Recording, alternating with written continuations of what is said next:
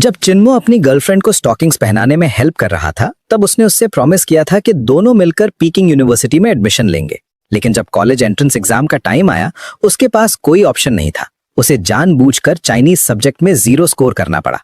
आखिर में उसके सिर्फ 600 मार्क्स आए और वो पीकिंग यूनिवर्सिटी मिस कर गया। उसकी गर्लफ्रेंड सीधा अब्रॉड पढ़ने चली गई, लेकिन उसे कभी पता नहीं चला कि चिन्मो खुद कॉलेज भी नहीं जा पाया। उसे मजबूरन पढ़ाई छोड़नी पड़ी और वो फूड डिलीवरी का काम करने लगा। उस रात चिन्मो अपना थका हुआ बॉडी लेकर डिलीवरी करने निकला।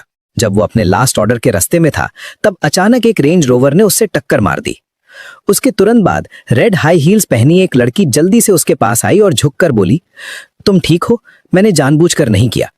फिर उसने अपना गुची हैंडबैग खोला और काफी सारे पैसे निकाले, लगभग 2-3 हजार युआन।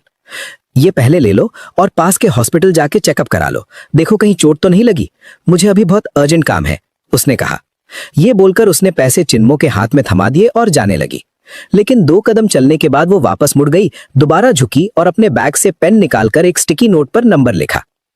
उसने अपना आईडी कार्ड और नोट दोनों उसके हाथ में देते हुए कहा, अगर कुछ भी हो मुझे कभी भी कॉल कर लेना, मेरा नाम शिन्यू चू है।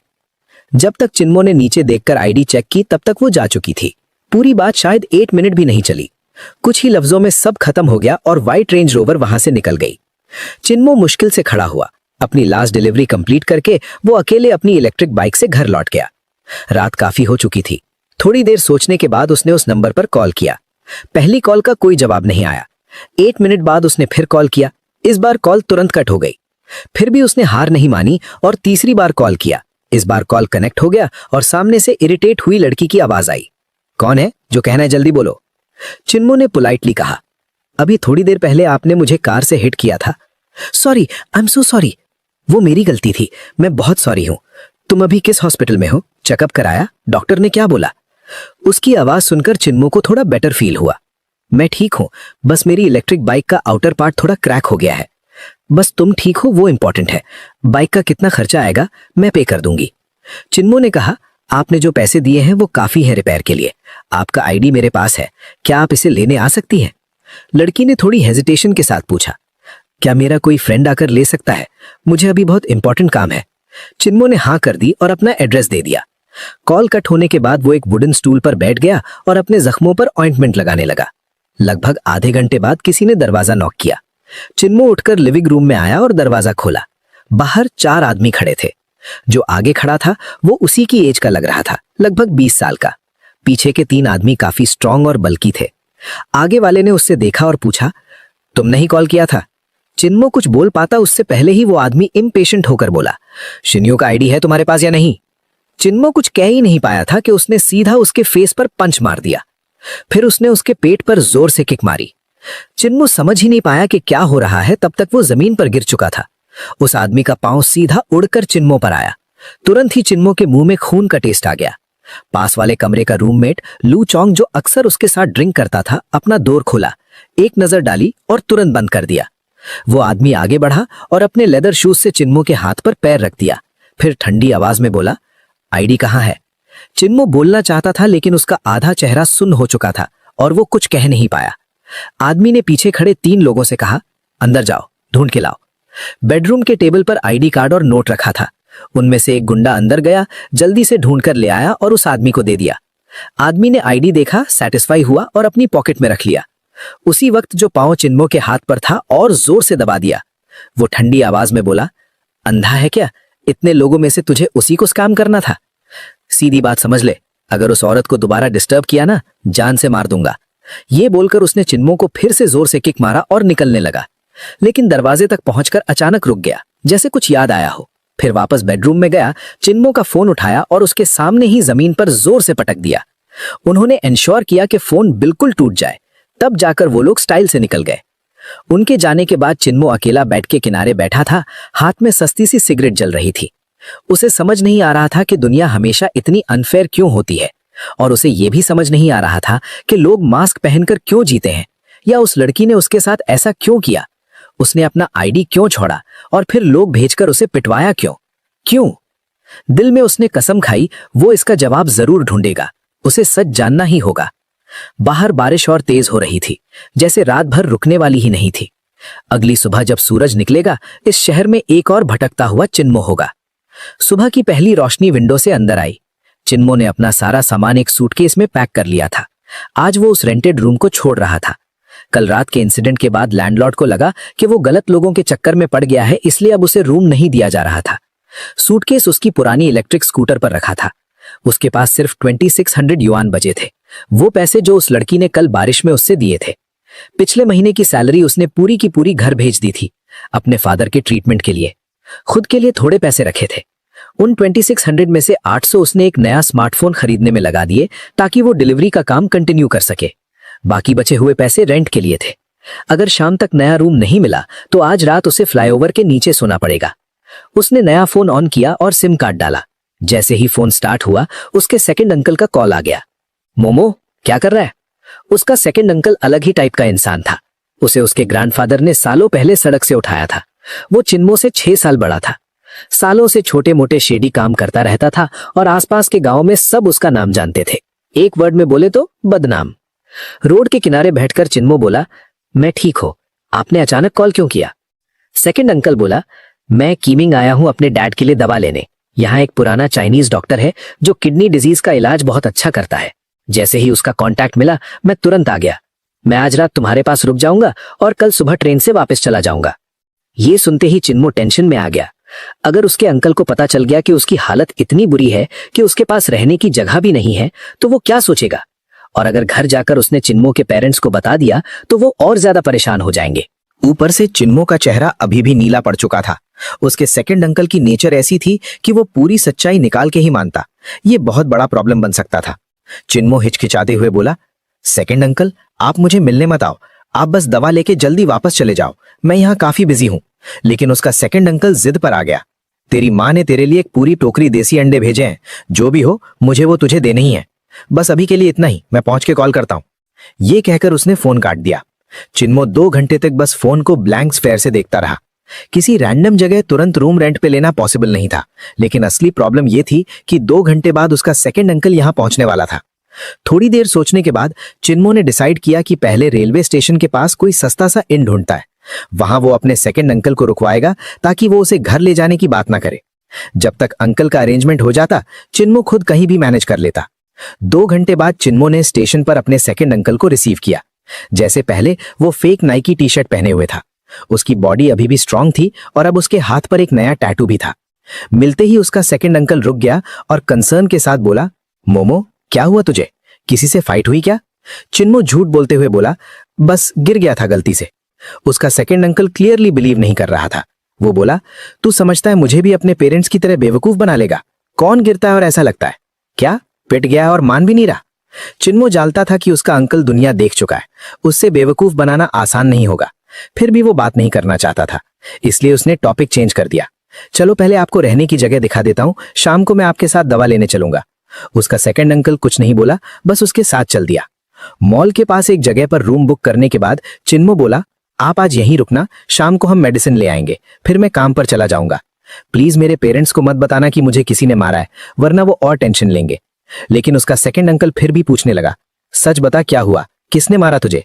क्या तू फैमिली से कुछ छुपा रहा है? चिन्मो उदास होकर बेड के किनारे बैठ गया, सिगरेट जलाई और धीरे से बोला, मुझे खुद नहीं पता उन्होंने मुझे क्यों मारा। फिर उसने पूरी कहानी बता दी, कल रात जो कुछ हुआ था सब।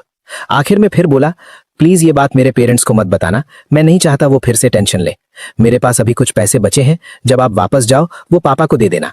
उसका सेकंड अंकल कुछ मिनट तक चुपचाप सर झुकाकर स्मोक करता रहा, फिर बोला, उन्हें ढूंढ निकालना और मैं तेरे पेरेंट्स को कुछ नहीं बताऊंगा। ये कहकर उसने अपनी पॉकेट से और 2000 युआन निकाले और चिन्मो को दे दिए। अपने पैसे अपने पास रख, घर मत भेज, ये और 2000 ले, कोई अच्छा सा रूम ले ले और अपना ख्याल रख। चिन्मो मना करते हुए बोला, सेकंड अंकल मैं ये पैसे नहीं ले सकता। लेकिन उसका अंकल कमांड देने वाले टोन में बोला, ले ले, अगर मैं दे रहा हूं तो तू लेगा, ज्यादा बकवास मत कर। आज शाम मैं तेरे डैड के लिए दवा लेने जाऊंगा और तू अपने रहने का अरेंजमेंट कर। पहले अपना घर का प्रॉब्लम सॉल्व कर, फिर रात को साथ में खाना खाएंगे और कल सुबह मैं वापस ट्रेन से चला जाऊंगा। चिन्मो ने गहरी सांस ली। उसे क्लियरली फील हो रहा था कि उसका सेकंड अंकल उसकी कितनी परवाह करता है। वो उसे ज्यादा टेंशन नहीं देना चाहता था। आखिर में उसने प्लान मान लिया। उस दिन शाम को चिन्मो घर ढूंढने निकलेगा और उसका सेकंड अंकल मेडिसिन लेने जाएगा। उसके फादर की किडनी डिजीज काफी सालों से चल रही थी। और इतने सालों में पूरी फैमिली की सेविंग्स लगभग ट्रीटमेंट में खत्म हो चुकी थी। जब उसके ग्रैंडफादर का देहांत हुआ था तो वो कुछ पैसे छोड़कर गए थे, लगभग 10,000 युआन के आसपास। रूल के हिसाब से वो पैसे चिन्मो और उसके सेकंड अंकल के बीच इक्वली डिवाइड होने चाहिए थे, लेकिन उसके सेकंड अंकल ने एक पैसा भी लेने से मना कर दिया और पूरा पैसा चिन्मो के फादर के ट्रीटमेंट में लगा दिया। चाहे उसका सेकंड अंकल ज्यादा पढ़ा लिखा नहीं था और दिन भर इधर उधर घूमता रहता था, लेकिन उसका कैरेक्टर बिल्कुल साफ था। उस दोपहर चिन्मो को एक रियल्टर के थ्रू एक रूम मिला। वो एक 3 बेडरूम 1 लिविंग रूम वाला फ्लैट था जहां लोग शेयर करके रहते थे।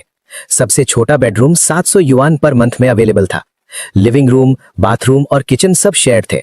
रियल्टर ने बताया कि मास्टर बेडरूम में एक कपल रहता है और सेकंड बेडरूम में एक सिंगल लड़की। घर देखने के बाद चिन्मो को ठीक लगा तो उसने तुरंत 3 महीने का रेंट दे दिया। जब तक सब काम खत्म हुआ तब तक शाम के 4 बज चुके थे। उसके सेकंड अंकल का मैसेज आया। वो मॉल के पास ट्रेन स्टेशन के नियर वेट कर रहा था ताकि दोनों डिनर कर सके। सुबह उसे जल्दी ट्रेन पकड़नी थी। जब चिन्मो निकलने वाला था तब उसकी मुलाकात उस लड़की से हो गई जो उसके साथ फ्लैट शेयर करती थी। वो अभी ऑफिस से आई थी और फॉर्मल क्लोथ्स पहनी हुई थी। उसका शॉर्ट ब्लेजर उसे काफी एलिगेंट बना रहा था। जब वो झुककर शूज चेंज कर रही थी तब चिन्मो की नजर गलती से उसके कॉलर के अंदर चली गई। उसने खुद को समझाया कि उसका इंटेंशन नहीं था, लेकिन सच ये था कि वो लड़की इतनी अट्रैक्टिव थी कि एक बार देखने के बाद नजर हटाना मुश्किल था। प्रॉब्लम ये हो गई कि जब वो सीधी हुई तब भी चिन्मो उसकी तरफ देख रहा था। उस लड़की ने गुस्से से उसे घूरा और नफरत भरी आवाज में बोला, परवर्ट। फिर उसने तुरंत अपना कॉलर पकड़ा और सीधा अपने रूम में चली गई। उस रात चिन्मो ने अपने सेकंड अंकल के साथ डिनर किया और कुछ बियर्स भी पी। वो इतना थक गया था कि अपने नए फ्लैट वापस जाने का मन नहीं हुआ, इसलिए उसने एक छोटे से इन में रूम ले लिया। अगली सुबह अपने सेकंड अंकल को स्टेशन छोड़ने के बाद चिन्मो फिर से डिलीवरी का काम करने लग गया। उसके लिए काम का मतलब ही पैसा था और फिलहाल डिलीवरी ही उसका इकलौता ऑप्शन था। वो रात के 11:30 तक बिजी रहा। उस दिन का लास्ट ऑर्डर देखकर वो थोड़ा सरप्राइज हो गया। ऑर्डर उसी फ्लैट से आया था जहां वो रहता था। कस्टमर का नाम था लेनी फे। जब वो खाना लेकर घर पहुंचा तो मास्टर बेडरूम वाले कपल घर पर नहीं थे। उनके रूम का लाइट बंद था। सेकंड बेडरूम में लाइट ऑन थी और अंदर से टाइपिंग की आवाज आ रही थी। चिन्मो ने अपनी जैकेट उतारकर रूम में फेंक दी और खाना लेकर उस लड़की के डोर पर गया। उसने हल्का सा नॉक किया। डोर खुला। लड़की अब होम क्लोथ्स में थी। जैसे ही उसने चिन्मो को देखा उसका एक्सप्रेशन तुरंत खराब हो गया। उसने इंस्टिंक्टिवली अपना कॉलर कवर किया और डिस्गस्ट भरी टोन में बोला, क्या है? चिन्मो कुछ बोल पाता उससे पहले ही उसने बैग उसके हाथ से झटके से छीन लिया और अगले ही सेकंड उसने पूरा खाना दरवाजे के पास डस्टबिन में फेंक दिया। बैग में सूप भी था। जब उसने झटका दिया तो थोड़ा सूप चिन्मो के जीन्स पर गिर गया। सूप इतना गर्म था कि उसे दर्द हुआ, लेकिन उस लड़की ने उसकी तरफ देखा तक नहीं। वो बस पीछे हटी और जोर से डोर बंद कर दिया। चिन्मो वहां खड़ा रह गया, बिल्कुल कंफ्यूज्ड और हेल्पलेस। सिर्फ सिर हिलाकर वो अपने रूम में वापस चला गया। थोड़ी देर बाद उसके फोन पर नोटिफिकेशन आया, ऑर्डर का फीडबैक। वो एक बैड रिव्यू था। रीजन लिखा था, तुमने मेरा खाना किसी और को क्यों दे दिया? तुम इतने इररिस्पॉन्सिबल कैसे हो सकते हो? चिन्मो स्क्रीन को घूरता रह गया। उसे सब कुछ बिल्कुल बेकार और अपसर्ड लगा। एक बैड रिव्यू का मतलब था उसकी सैलरी से सीधा 300 युआन का कट। वो सुबह से रात तक जान तोड़ मेहनत करे तब भी एक दिन में 300 युआन मुश्किल से कमाता था, और यहाँ पूरा दिन कुत्ते की तरह काम करने के बाद एक ही बैड रिव्यू ने उसे वापस 0 पर ला दिया। बेड के किनारे बैठकर सिगरेट पीते हुए चिन्मो बस अपनी बेकार जिंदगी पर सांस भरकर रह गया। टाइम बीतता गया। वेंसडे के दिन दोपहर के आसपास अचानक उसके सेकंड अंकल का कॉल आया। पहले तो उसे लगा घर की बात होगी। उसने अपनी इलेक्ट्रिक बाइक साइड में लगाई और बोला, सेकंड अंकल क्या हुआ? मैं अभी डिलीवरीज के बीच में हूं, बाद में कॉल कर लूं? उसका सेकंड अंकल बोला, मैं चिंग रोड और रेनमैन रोड के इंटरसेक्शन पर तेरा वेट कर रहा हूं। ये डिलीवरी फिनिश कर और नए ऑर्डर्स लेना बंद करके सीधा यहां आ जा। चिन्मो को लगा शायद उसने गलत सुना। आप कहां हो? सेकंड अंकल बोला, लिटिल गार्डन, वही जगह जहां तूने बोला था एक्सीडेंट हुआ था। आ और मुझे एग्जैक्ट दिखा कहां रेंज रोवर ने तुझे हिट किया। तुम क्या करने वाले हो? चिन्मो को तुरंत समझ आ गया कि उसका सेकंड अंकल कुछ करने वाला है। तुम तो घर वापस चले गए थे ना, फिर कुनमिंग वापस क्यों आए? सेकंड अंकल बोला, मैं तेरा हिसाब सेटल करने आया हूं। तू आना चाहे तो आ, वरना मैं कैमरा से फुटेज निकलवा लूंगा। बस थोड़ा ज्यादा टाइम लगेगा। चिन्मो बिल्कुल चुप हो गया। उसे पता था उसका सेकंड अंकल कैसा इंसान है। रुको, मैं आ रहा हूं, वहां मिलते हैं। आधा घंटा बाद चिन्मो सच में लिटिल गार्डन के पास उससे मिलने पहुंच गया। उसका सेकंड अंकल रोड के किनारे स्क्वाट करके बैठा था और आसपास के सीसीटीवी कैमरास को देख रहा था। चिन्मो को समझ नहीं आ रहा था उसके दिमाग में क्या चल रहा है। जैसे ही उसने चिन्मो को देखा, उसने उसे एक सिगरेट दी और पूछा, एग्जैक्टली कहाँ हिट हुआ था? चिन्मो ने करेक्ट किया, मुझे हिट नहीं किया था, रेंज रोवर टर्न ले रही थी और मैं उससे टकरा गया था। उसका सेकंड अंकल गाली देते हुए बोला, कौन नहीं जानता कि टर्न लेने वाली गाड़ी को सीधा आने वाली ट्रैफिक को रास्ता देना होता है, बस डायरेक्शन बता। चिन्मो ने रोड के उस पार इशारा करके कहा, वहां। फिर बोला, सेकंड अंकल रहने दो ना, हम यहाँ के नहीं हैं, जितना दूर रहे उतना अच्छा है। उसका सेकंड अंकल आधी जली सिगरेट जमीन पर फेंक कर पैर से कुचल दिया। फिर बोला, समझ गया, जब उस रेंज रोवर का नंबर मिल जाएगा मैं उन लोगों को भी ढूंढ निकालूंगा जिन्होंने तुझे मारा, तू अपना काम कर। ये कहकर वो बिना पीछे देखे चल दिया। चिन्मो ने पीछे से आवाज लगाई, सेकंड अंकल मैं पेरिस कॉम्प्लेक्स में रह रहा हूं, आज रात आओगे? बिना मुड़े उसने जवाब दिया, नहीं रुकूंगा, मेरी चिंता मत कर। चिन्मो बस उसे भीड़ में गायब होता देखता रह गया। उसके दिल में अजीब सी बेचैनी होने लगी। उसका सेकंड अंकल नहीं जानता था कि वो लोग कितने डेंजरस हैं। रेंज रोवर चलाना, गुची बैग्स यूज करना, ये सब दिखाता था कि वो लोग पावरफुल और पैसे वाले हैं। ऐसे लोगों के पीछे पड़ना मतलब खुद मुसीबत बुलाना। लेकिन चिन्मो जानता था कि वो अपने सेकंड अंकल को नहीं रोक सकता। अब वो बस टेंशन ले सकता था और कुछ नहीं। 3 दिन बाद रात को चिन्मो को फिर उसके सेकंड अंकल का कॉल आया, 30 मिनट के अंदर सेंट्री सिटी के पार्किंग लॉट में आ जा, मैं यहीं वेट कर रहा हूं। जब चिन्मो वहां पहुंचा, उसने देखा कि उसका सेकंड अंकल एक कोने में फ्लावर बेड के पास चुपचाप बैठा है और थोड़ा सा आगे वही व्हाइट रेंज रोवर खड़ी थी। उसके साइड पर वो स्क्रैच मार्क्स अभी भी थे। चिन्मो सच में शॉक हो गया। उसे समझ नहीं आ रहा था कि उसके सेकंड अंकल ने इतनी जल्दी उस गाड़ी को कैसे ढूंढ लिया। बेचैन होकर उसने तुरंत कहा, सेकंड अंकल रहने दो ना, इससे और बड़ा मत बनाओ, चिन्मो ने कहा। लेकिन उसका सेकंड अंकल सीधी आवाज में बोला, नहीं, आज रात इसका हिसाब बराबर करेंगे। चिन्मो ने आसपास देखा। रात के 8 के बाद भी जगह काफी क्राउडेड थी। ये बिल्कुल भी सही जगह नहीं थी किसी से बदला लेने के लिए। उसके सेकंड अंकल ने उसे एक महंगी सिगरेट्स का पैकेट दिया और पास खड़ी एक ब्लैक संताना की तरफ इशारा करके बोला, अंदर बैठ, शांत रहे और वेट कर। जैसे ही चिन्मो कार में बैठा, उसकी नर्वसनेस और बढ़ गई। वो संताना कम से कम 10 साल पुरानी थी और काफी टूटी फूटी थी। ड्राइवर सीट के पास एक स्टील पाइप सीधा खड़ा था, जिसका एक एंड बैंडेज से लपेटा हुआ था। क्लियरली आज रात के लिए रेडी किया गया वेपन। चिन्मो बिल्कुल काम नहीं हो पा रहा था। हाँ, उसे उन लोगों से नफरत थी जो उसे मार के गए थे, लेकिन सच में किसी को वापस मारना, ये सोचकर ही वो डर रहा था। उसने फिर से अपने सेकंड अंकल को रोकने की कोशिश की, लेकिन उसने बिल्कुल इग्नोर कर दिया। चिन्मो की बात जैसे हवा में ही रह गई। लगभग 9:15 बजे उनका टारगेट फाइनली आ गया। वही आदमी जो उस रात चिन्मो को मार के गया था, और साथ में थी शिन्योचू। दोनों side by side range rover की तरफ चल रहे थे। शिन्योचू के हाथ में फिर से गुची बैग था, लेकिन वो वाला नहीं जो उस रात था। वो आदमी ड्राइवर साइड पर गया और डोर खोला। सेकंड अंकल ने ठंडी आवाज में पूछा, यही दोनों? चिन्मो बोला, छोड़ दो ना। सेकंड अंकल थोड़ा इरिटेट होकर बोला, बकवास बंद कर, सीधा हाँ या ना बोल। चिन्मो ने गहरी सांस ली और धीरे से बोला, हाँ। सेकंड अंकल ने कुछ नहीं कहा, बस उसकी नजर रेंज रोवर पर टिकी रही। रेंज रोवर स्टार्ट हुई और धीरे से पार्किंग से निकली। सेकंड अंकल ने भी संताना स्टार्ट की और उसके पीछे लग गए। पूरी ड्राइव के दौरान चिन्मो का टेंशन पीक पर था। उसे अच्छी तरह पता था कि उसका सेकंड अंकल क्या कर सकता है। रेंज रोवर आगे बढ़ती गई, कई टर्न्स लिए। सेकंड रिंग रोड से निकलकर एक रिलेटिवली सूना सा रोड पकड़ लिया। बस यही मौका था। सेकंड अंकल ने अचानक स्पीड बढ़ाई, रेंज रोवर को ओवरटेक किया और स्टीयरिंग जोर से घुमा दी। उसने गाड़ी को तेज से काटकर उसके सामने लगा दी और ब्रेक मार दी। संताना रोड के बीच में एंगल में खड़ी हो गई, पूरी तरह से रेंज रोवर का रास्ता ब्लॉक कर दिया। सच कहे तो रेंज रोवर की ब्रेकिंग अच्छी थी, वरना किसी और गाड़ी में एक्सीडेंट हो जाता। गाड़ी रुकने के बाद सेकंड अंकल तुरंत बाहर नहीं निकला। आराम से उसने सिर झुकाकर सिगरेट जलाई। रेंज रोवर का ड्राइवर, वही आदमी, गुस्से में बाहर निकला। वो सीधा संताना के ड्राइवर डोर के पास आया और जोर से किक मारी।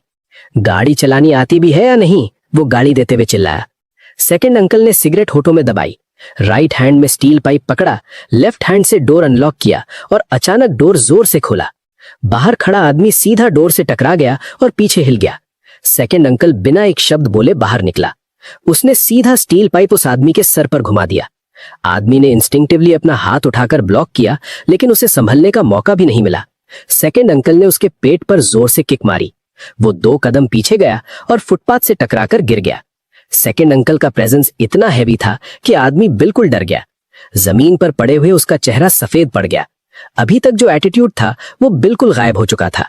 शिन्यूचू पैसेंजर साइड से बाहर आई और जल्दी से उस आदमी के पास गई।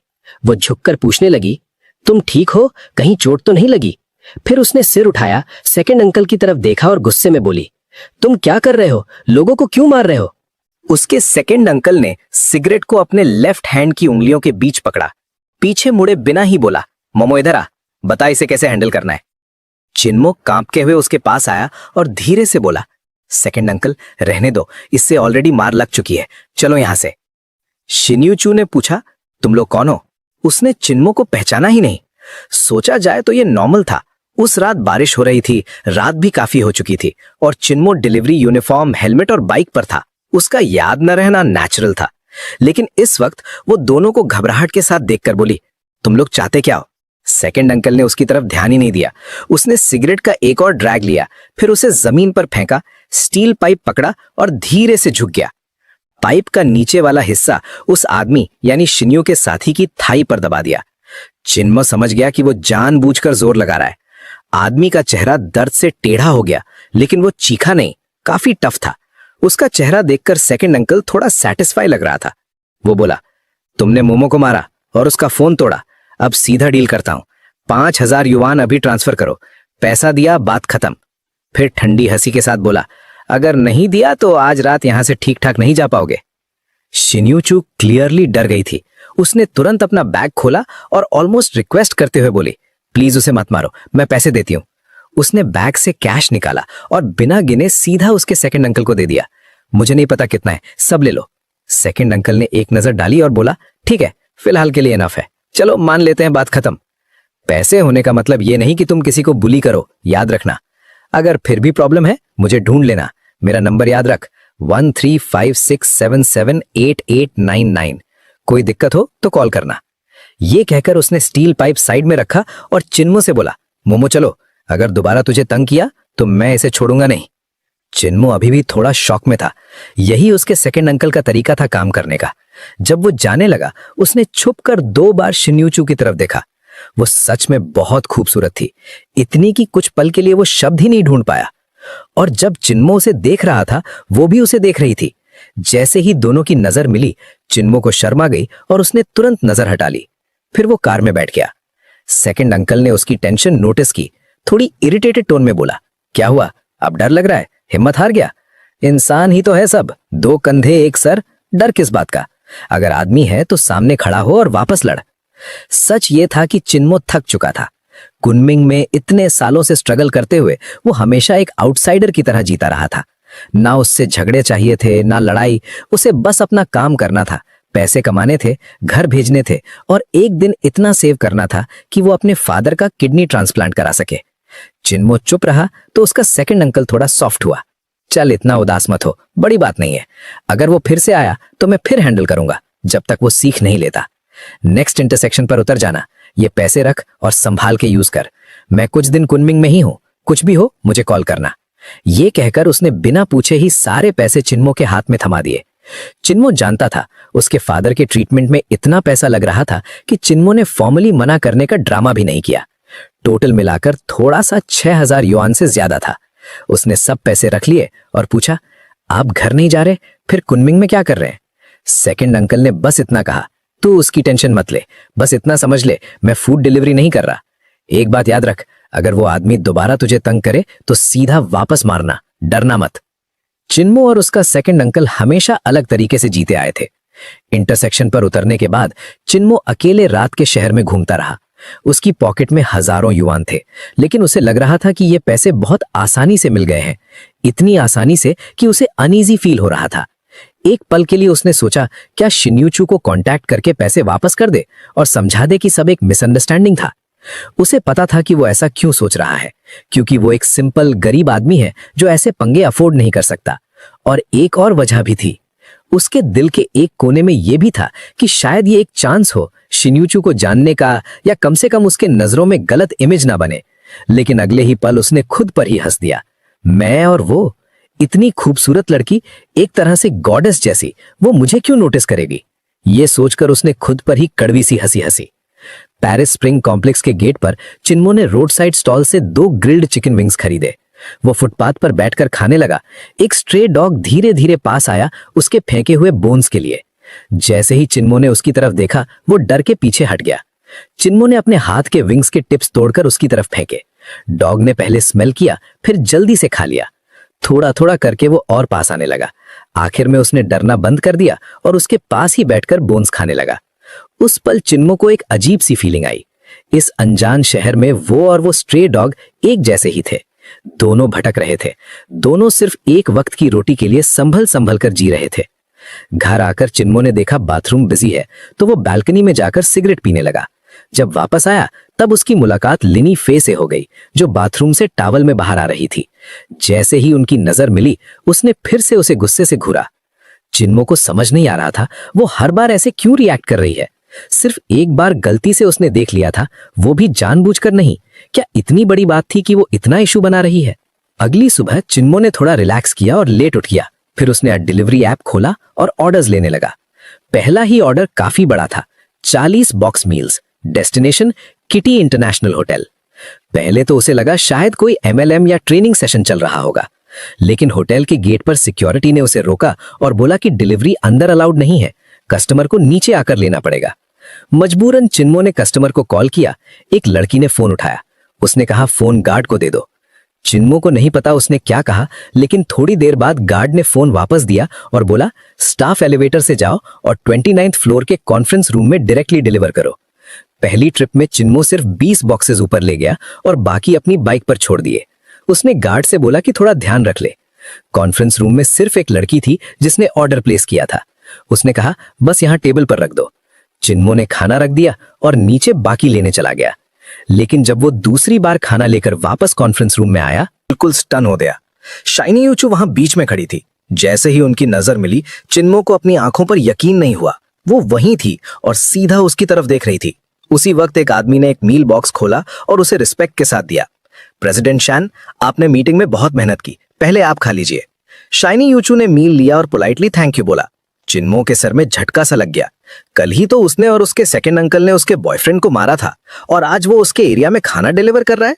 क्या ये सीधा जाल में फंसना नहीं था?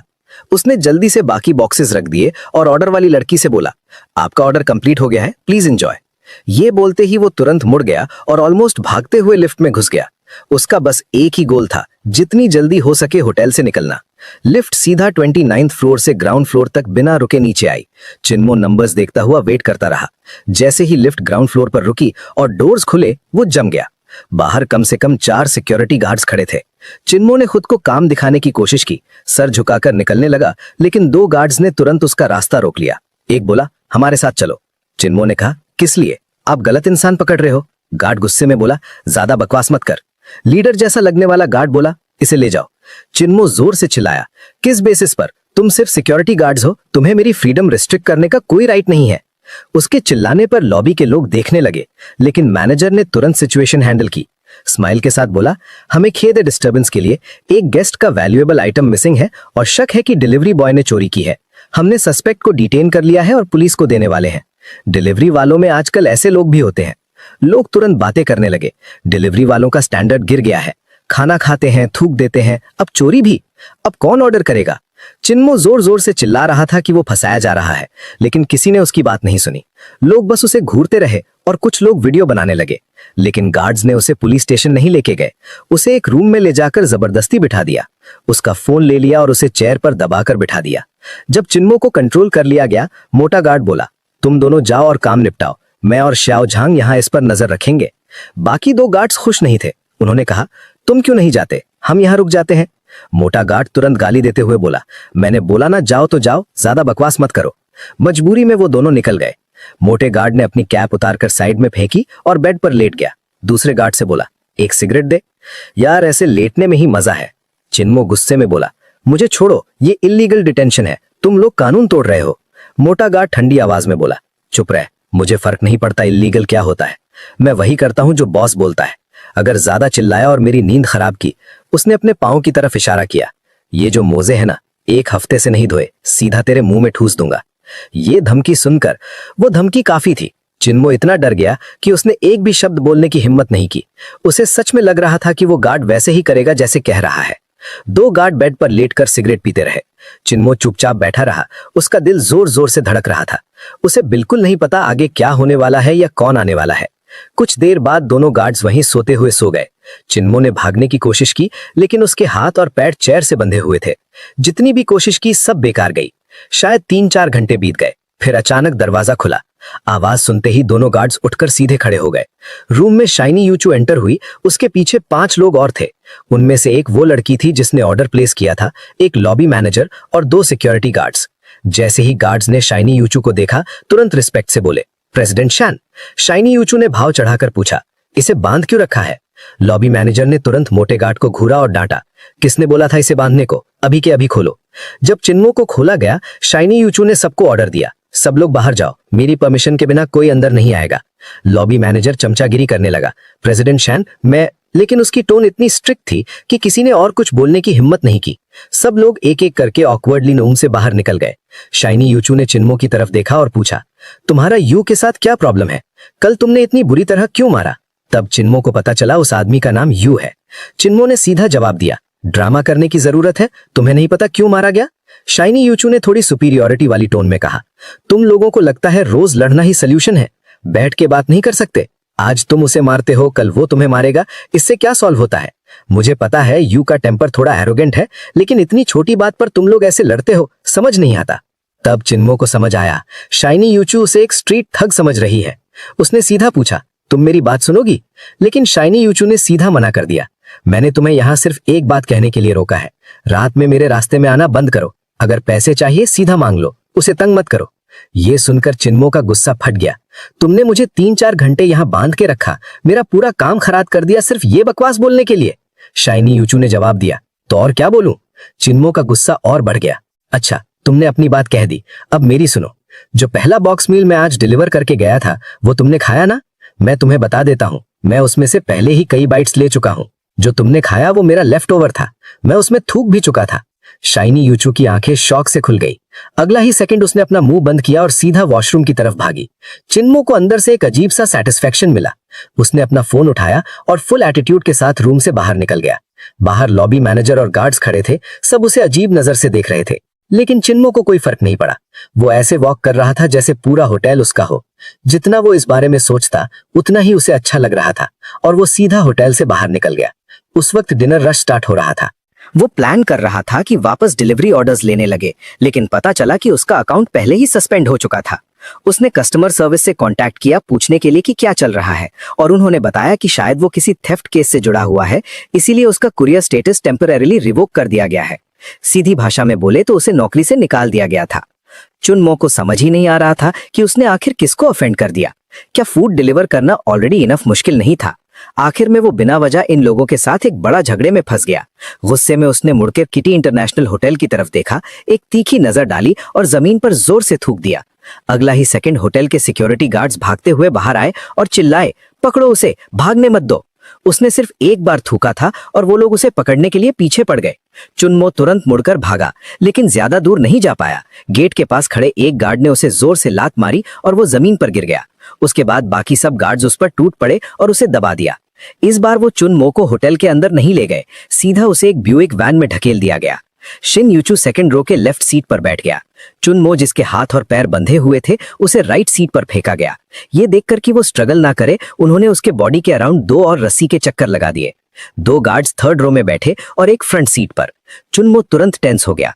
उसने शिन यूचू की तरफ मुड़कर पूछा, तुम लोग क्या करने वाले हो? मैंने बस तुम्हारा थोड़ा सा लंच खाया था, क्या तुम सच में मुझे मार दोगे उसके लिए? चुप रहो। शिन यूचू ने घिन से उसकी तरफ देखा। अगर तुमने लंच का जिक्र फिर से किया तो मैं अभी के अभी तुम्हें गाड़ी से बाहर फेंकवा दूंगा। ठीक है, नहीं बोलूंगा, लेकिन कम से कम बताओ तो सही, मुझे ले कहां जा रहे हो? तुम्हारी वजह से मेरी जॉब भी चली गई।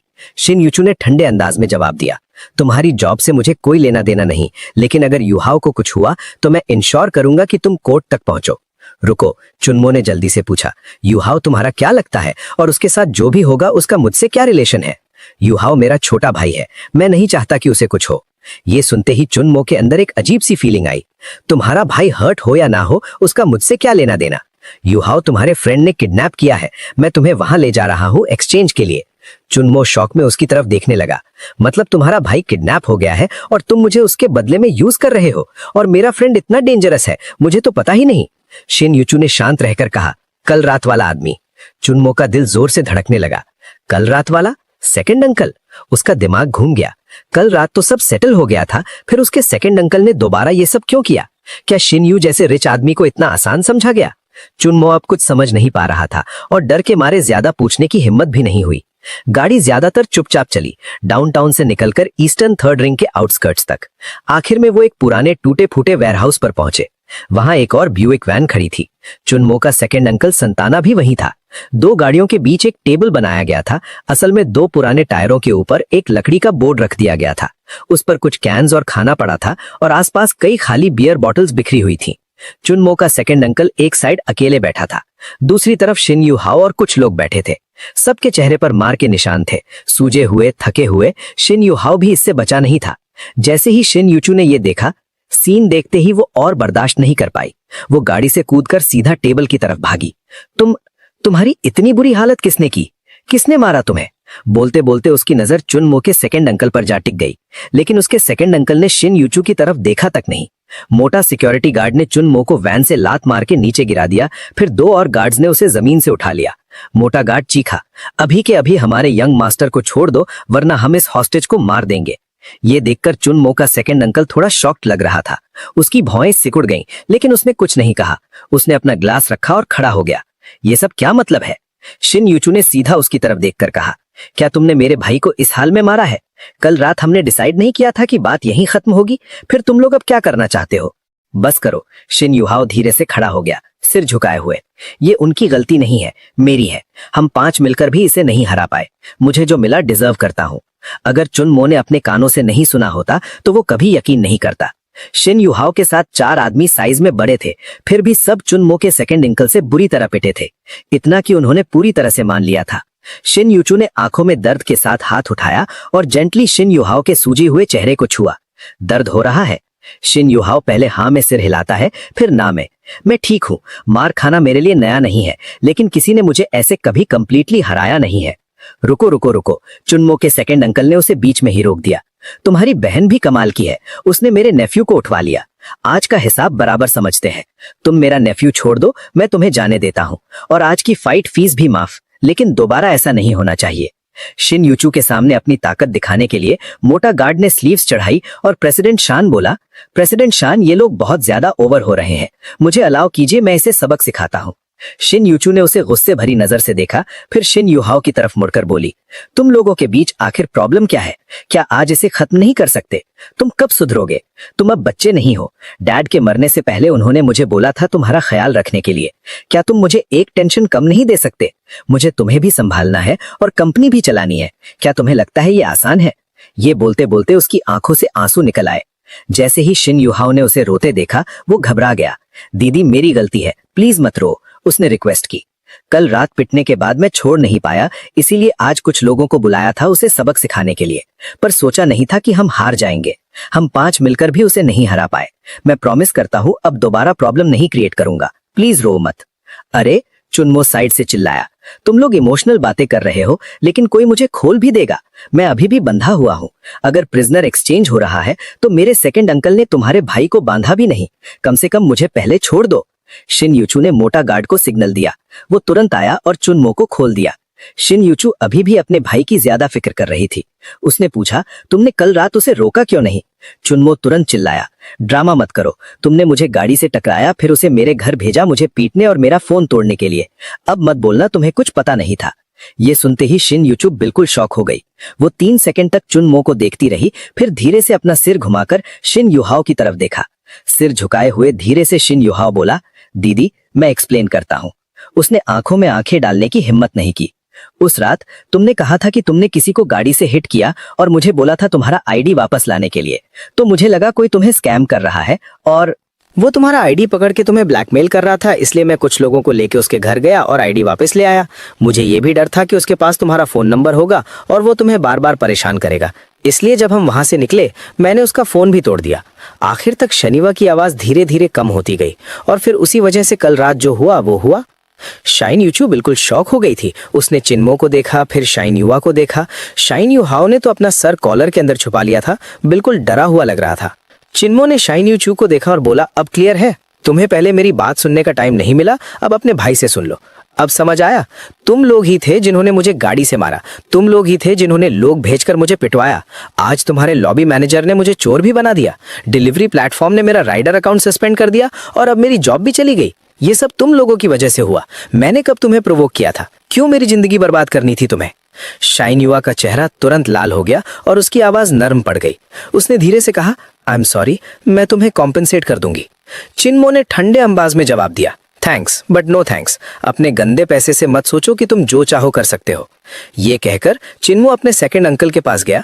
उसने बियर की बोतल उठाई, एक ही बार में पी गया और खाली बोतल साइड में फेंकी। फिर बोला, सच बोलूं तो मैंने कभी नहीं सोचा था कि आप इतना अच्छा लड़ सकते हो। उसके सेकंड अंकल ने बिना किसी इमोशन के कहा, थोड़ा बहुत आता है। फिर वो खड़े हुए और शाइन यूचू से बोले, मिस, जितना मैं समझ पा रहा हूं तुम अभी भी समझदार हो। समझदार लोगों से बात करना हमेशा बेटर होता है। तुम लोगों ने गाड़ी से टक्कर मारी, तुम लोग उसके घर गए, उसे मारा और उसको फोन तोड़ दिया और अब तुम लोगों की वजह से मेरा भतीजा जॉब से निकल गया। इतनी बड़ी बात का कोई सोल्यूशन तो होना चाहिए, है ना? ऐसे कैसे सब फ्री में छोड़ दे? थोड़ा झिझकते हुए शाइन यूचू ने पूछा, तो कितना पैसा चाहिए?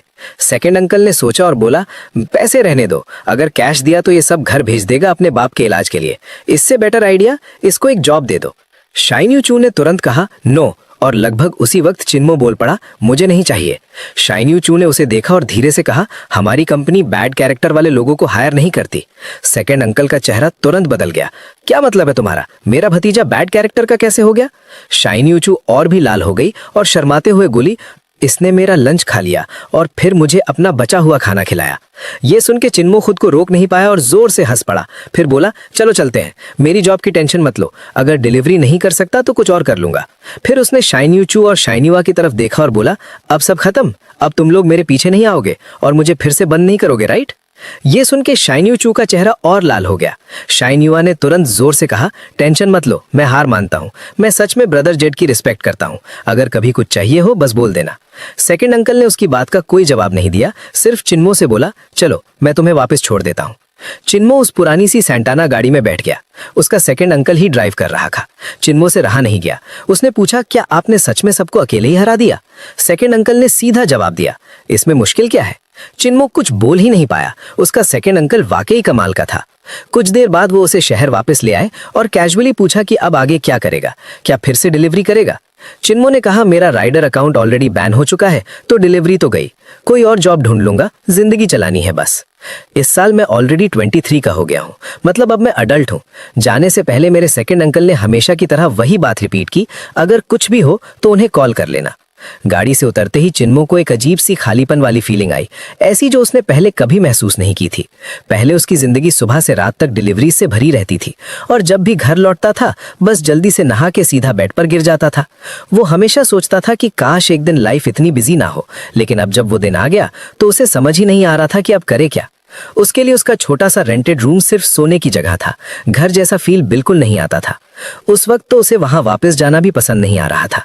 उसे पता था कि वहां जाके करेगा क्या, ठंडी दीवारें और ज्यादा तन्हाई का एहसास ही देंगी। लोग तेज कदम से थके हुए चेहरों के साथ उसके पास से गुजर रहे थे। चिन्मो पेरिस स्प्रिंग कॉम्प्लेक्स के बैक गेट के बाहर फुटपाथ के किनारे बैठा था, शहर की भीड़ और उसकी ठंडी तन्हाई धड़कन को देखते हुए। तभी एक स्ट्रे डॉग धीरे से उसके पास आया, उसके आसपास घूमा और फिर चुपचाप उसके पास बैठ गया। दो अनजान रूहें एक ही तन्हाई शेयर करते हुए। लगभग 6:30 बजे लिनी फे उसकी नजर में आई। उसके हाथ में अभी भी एक लंच बॉक्स था और वो सीधा उसकी तरफ आई। जैसे ही डॉग ने लिनी फे को देखा वो तुरंत खड़ा हो गया और पूंछ हिलाने लगा। इस बार लिनी फे ने चिन्मो को घूरा नहीं, उसने चुपचाप लंच बॉक्स खोला, अंदर बचा हुआ खाना था। डॉग जैसे सबका आदी हो तुरंत झुक के बड़े शौक से खाना खाने लगा। चिन्मो ने पहले बात शुरू की, तुम रोज खाना लाती हो? लिनी फे ने उसकी तरफ देखा और बोली, ये मेरे कोवर्कर्स के लंच के लेफ्ट ओवर्स हैं, फेंकना वेस्ट लगता है इसलिए मैं बीबू के लिए ले आती हूँ। थोड़ी देर रुककर उसने पूछा, क्या मैंने उस रात तुम्हें गलत समझा था? तुम सच में डिलीवरी गाई थे ना? चिन्मो ने अपनी डिलीवरी यूनिफॉर्म की तरफ देखा, हल्का सा हंसा और बोला, हाँ पहले था, अब नहीं, अकाउंट बैन हो गया। लिनी फे थोड़ी हेजिटेंट हुई, फिर खुद ही बोली, सॉरी, उस रात मेरा मूड खराब था, मुझे बिना पूछे तुम्हें बैड रिव्यू नहीं देना चाहिए था। चिन्मो ने कैजुअल बनने की कोशिश की, कोई बात नहीं, अब सब पास्ट है। लिनी फे नीचे बैठकर डॉग का सर सहलाने लगी और बात करते हुए बोली, तो अब नई जॉब ढूंढ रही हो? चिन्मो बोला, हाँ शायद कल से स्टार्ट करूंगा। तुम इस डॉग के काफी क्लोज लगती हो। लिनी फे बोली, इसका नाम बू है, ये पास के अर्बन विलेज का एक लोकल स्ट्रे है, लेकिन काफी समझदार है। जब बू ने लंच बॉक्स का खाना खत्म कर लिया तो उसने डब्बा और प्लास्टिक बैग मुंह में उठाया और पास के डस्टबिन तक लेके गया। ट्रैश डालने के बाद वो वापस आया, पूंछ हिलाते हुए, जैसे दोनों को बाय बोल रहा हो, फिर धीरे धीरे दूर भाग गया। चिन्मो और लिनी फे उसे कॉर्नर के पीछे गायब होते हुए देख रहे थे। उसके बाद दोनों साथ में कॉम्प्लेक्स के अंदर चले गए। शायद ये पहली बार था जब चिन्मो ने लिनी फे से इतनी नॉर्मल बात की थी। उससे पता चला कि लिनी फे भी अभी अभी कॉलेज से ग्रेजुएट हुई है। फिर दोनों ने पास वाले फ्लैट में रहने वाले कपल के बारे में बात करनी शुरू कर दी। चिन्मो बोला कि जब से वो यहाँ शिफ्ट हुआ है उसने उन्हें मुश्किल से ही देखा है। लिनी फे ने कहा कि वो भी उन्हें रेयरली देखती है। उसके हिसाब से वो शायद नियर बाय यूनिवर्सिटी के स्टूडेंट्स हैं जो कभी कभी रात को आते हैं और सुबह जल्दी निकल जाते हैं। चिन्मो तुरंत समझ गया, ये जगह बेसिकली उनका चीप सा हुकअप स्पॉट है, क्योंकि होटल लेने का खर्चा हर बार 100 से ज्यादा पड़ता है, जबकि ये रूम महीने का लगभग सिर्फ 1000 रुपए में मिलता है। मतलब काफी ज्यादा कॉस्ट इफेक्टिव था। एक स्ट्रे डॉग बुबू की वजह से चिन्मो और लिनी फे के बीच की पहले वाली ऑकवर्डनेस धीरे धीरे खत्म हो गई थी। अब वो नॉर्मल तरह से बात कर पा रहे थे और फाइनली एक दूसरे को थोड़ा अच्छे से जानने का मौका मिला। अगली सुबह चिन्मो 7:30 बजे उठा। जैसे ही उठा, आदत से मजबूर होकर सबसे पहले अपनी डिलीवरी यूनिफॉर्म ढूंढने लगा। लेकिन जैसे ही उसने यूनिफॉर्म हाथ में ली, उसे याद आया उसका कुरियर अकाउंट तो ऑलरेडी बैन हो चुका है। मतलब आज वो ना ऑर्डर्स ले सकता है, ना डिलीवरी कर सकता है।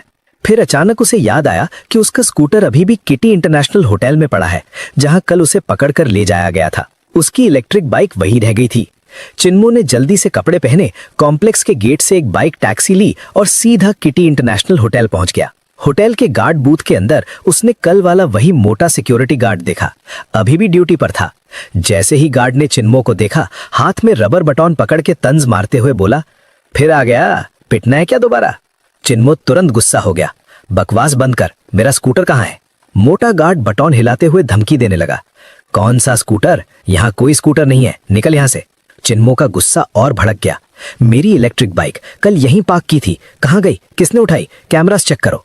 गार्ड हंस पड़ा, क्लियरली इंसल्ट करते हुए बोला, तुम्हें लगता है तुम बस ऐसे ही इंटरनेशनल होटल के सर्वेलेंस कैमरास देख सकते हो? क्या तुम्हें लगता है ये जगह तुम्हारी है? चिन्मो का मन कर रहा था उसे जोर से थप्पड़ मार दे। गार्ड और भी ज्यादा एटीट्यूड में आ गया। तुम्हारी वो पुरानी सी स्कूटर पुलिस को भी बोलो तो शायद केस तक ना लिखे, और तुम उसे खजाना समझ रहे हो?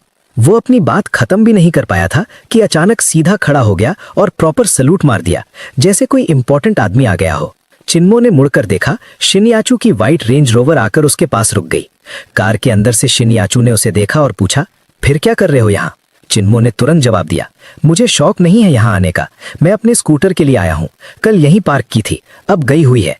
मोटा गार्ड तुरंत बीच में बोल पड़ा, प्रेसिडेंट शेन, आप टेंशन मत लीजिए, ये बस अपनी बेकार सी स्कूटर के लिए होटल के कैमरास देखना चाहता है, मैं हैंडल कर लेता हूँ। शिनयाचू ने गार्ड की तरफ देखा और ठंडे टोन में पूछा, और तुम कैसे हैंडल करोगे? स्कूटर कहाँ है?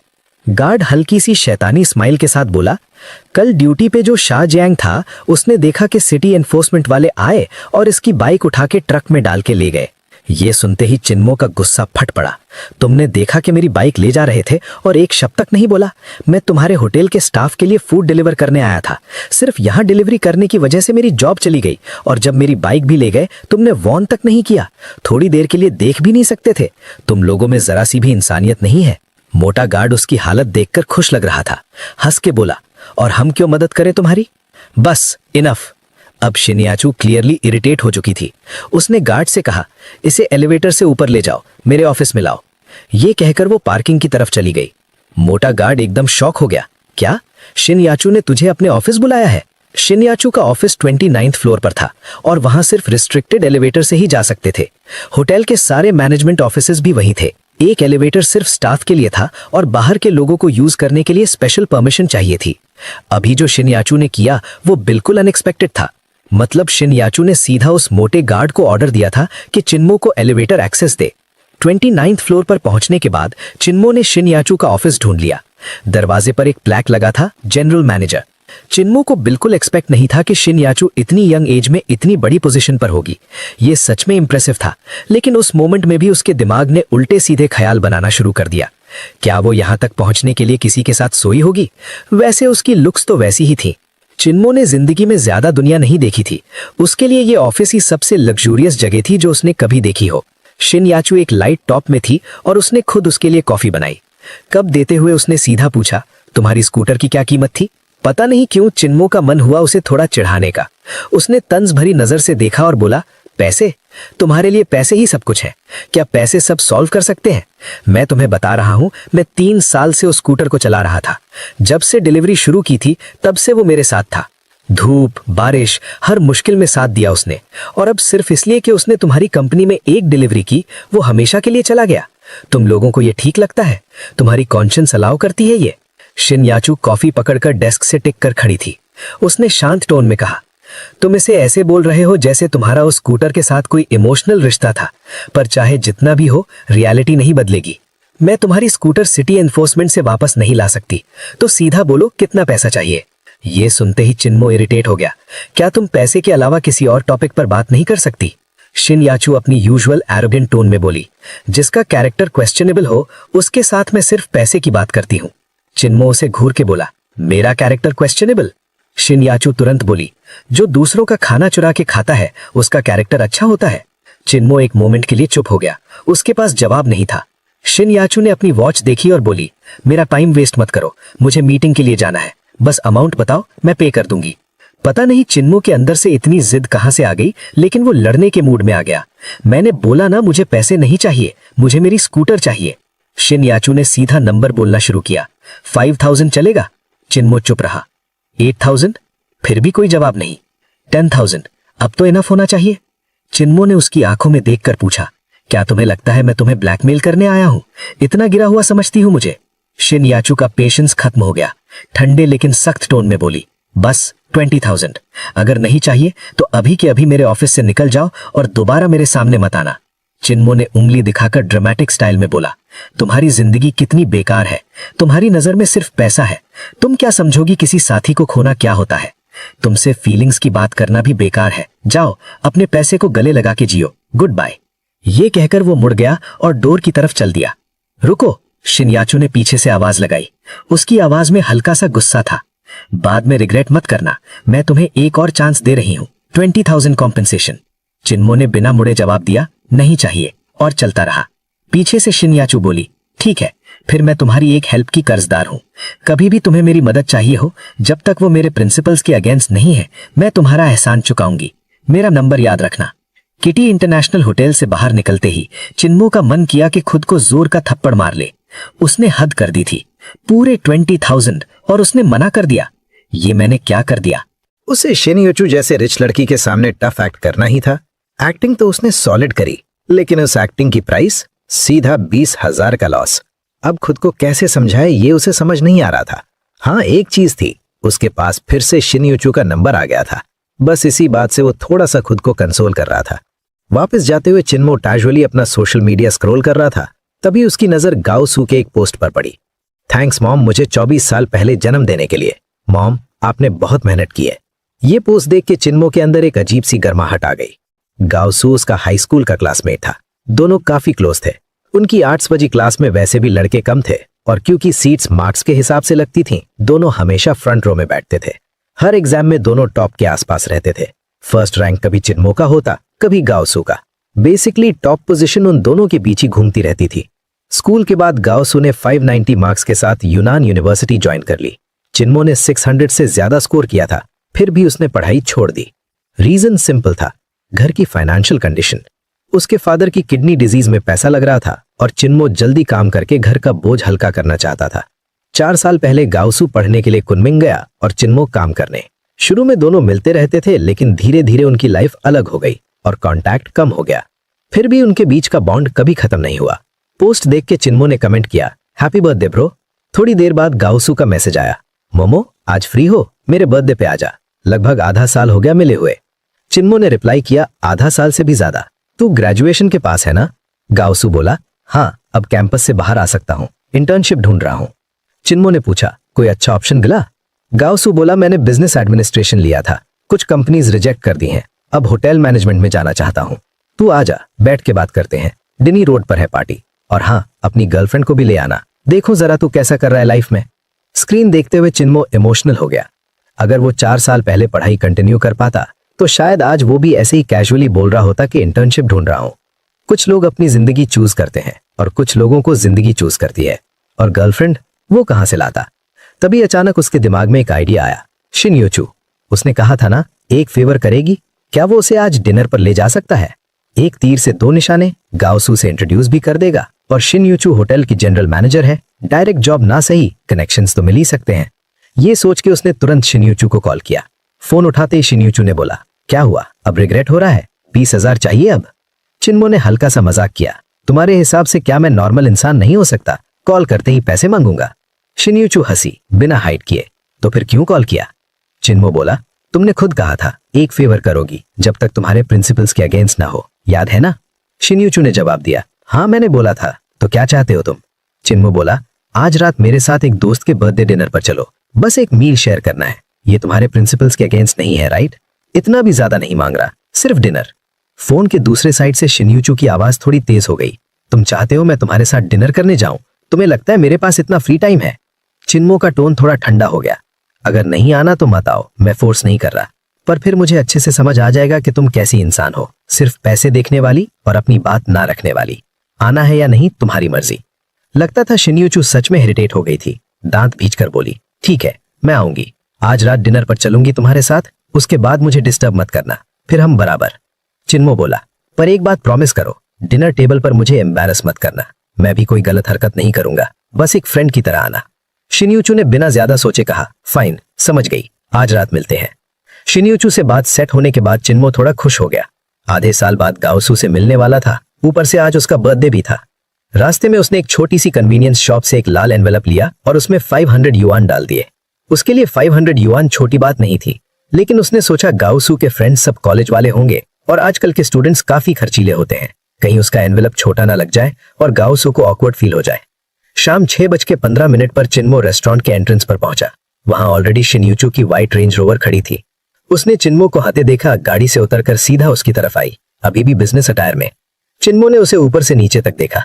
शिन यूचू ने घूर कर पूछा, क्या देख रहे हो? तुमने बताया ही नहीं क्या पहनना है, और मेरे पास चेंज करने का टाइम भी नहीं था। एड्रेस मिलते ही सीधा ऑफिस से आ गई। चिन्मो हल्का सा मुस्कुराया, सच बोलूं तो एक्सपेक्ट नहीं किया था, पर तुम बिजनेस क्लोथ्स में काफी इंप्रेसिव लग रही हो। इस पर शिन यूचू ने उसे एक और बड़ा आई रोल दे दिया।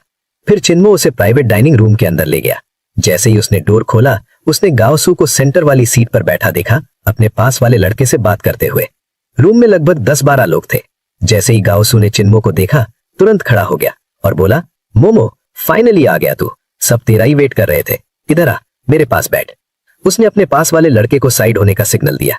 चिन्मो उस जगह जाके बैठ गया और अपनी पॉकेट से सिगरेट का पैकेट निकालकर उस लड़के को ऑफर किया जिसने सीट दी थी।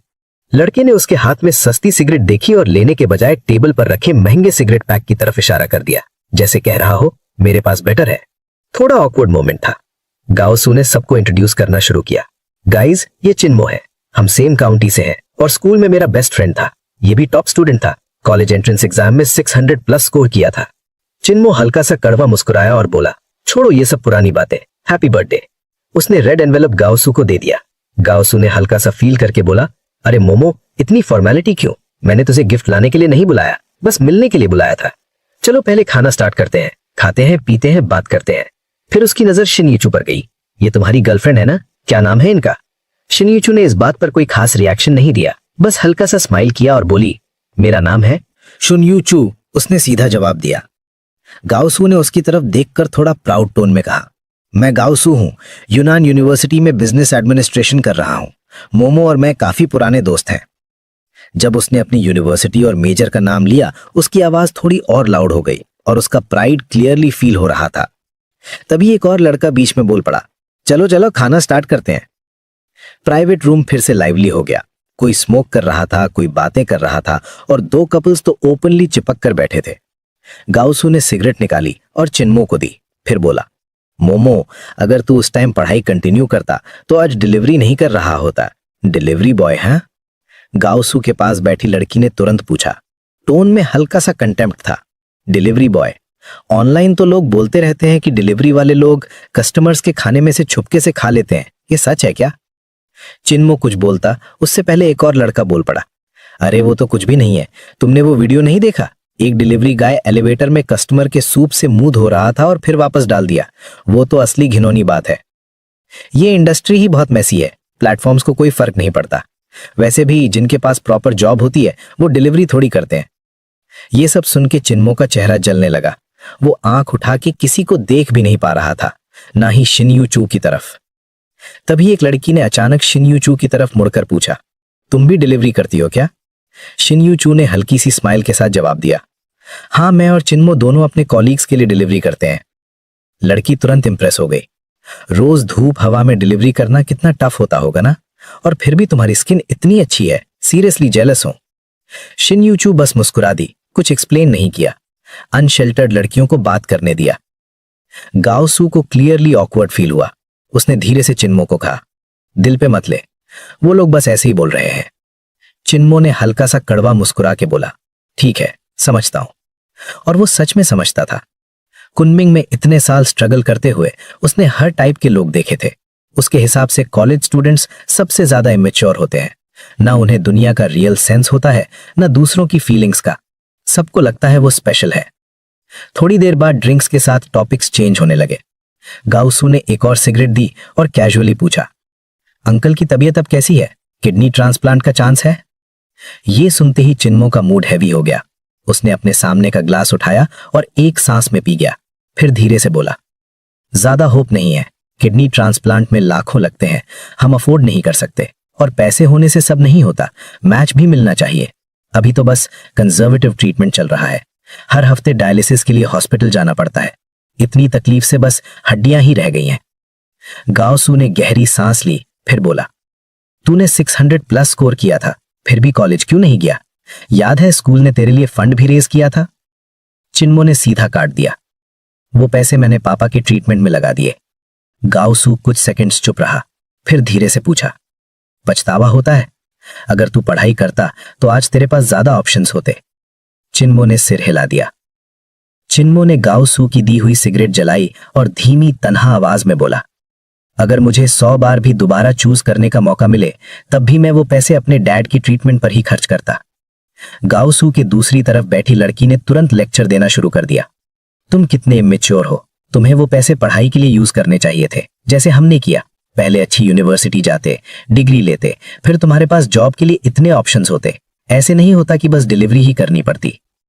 तब तक चुप बैठी शिन्यू चू फाइनली बोल पड़ी, जिस सिचुएशन को तुम समझती नहीं हो उस पर जज मत करो। तुम्हारी बात थ्योरेटिकली सही लग सकती है, लेकिन हर सिचुएशन में वो सही आंसर नहीं होता। लड़की ने आंख घुमाई, जैसे उसे कोई फर्क ही नहीं पड़ता। गाओसू ने तुरंत उसे रोका, लुकियान, बस करो। मोमो के डैड काफी सालों से बीमार हैं। उसकी मॉम घर पर उनकी देखभाल करती हैं। पूरा घर सिर्फ मोमो के दम पर चल रहा है। फिर भी लुकियान धीरे से बोलती रही, शॉर्ट साइटेड। चिन्मो क्या बोलता, उसके हाथ में ग्लास हल्का सा कांप रहा था।